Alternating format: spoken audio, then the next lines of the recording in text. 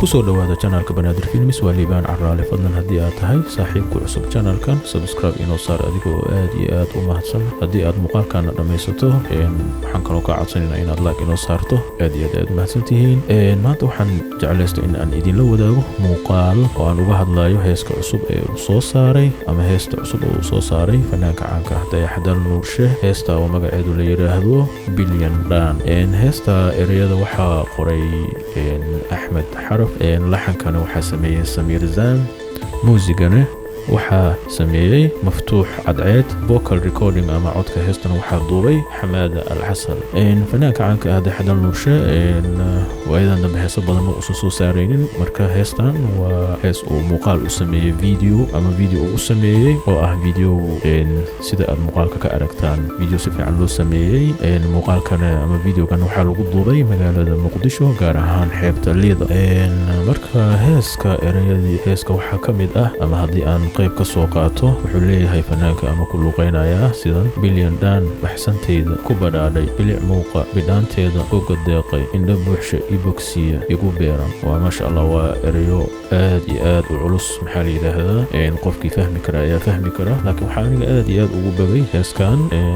laxanka oo alxan aad iyo aad u macaan oo si fiican maxaa la yiraahdaa looga soo shaqeeyay oo qofkii keenay maxaa la yiraahdaa ama fikradan maxaa la yiraahdaa laxankan yani ku dhalatay qaabka uu sameeyay bilic muuqa bidhaanteeda uga deeqday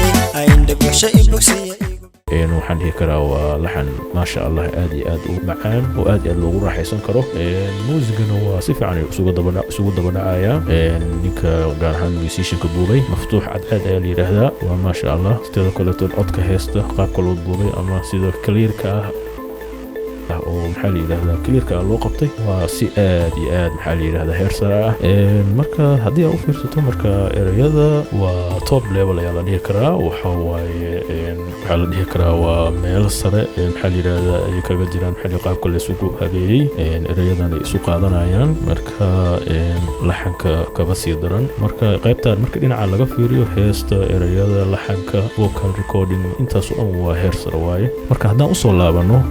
qaybta muuqaalka videoga macnaha dansiga ciyaarta heesta qaabka uu ciyaarayo iyo maxaa la yiraahdaa backgroundka meesha uu joogo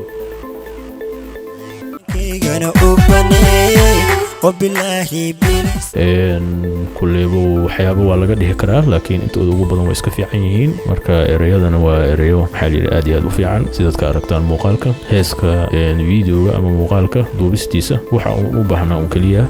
xogaa yar maxaa la yiraahdaa backgroundka meelo xogaa fiican in lagu aadiyo iyo xogaa yar in loo sameeyo maxaa la yiraahdaa b-roll ah marka badanaa inta ugu badan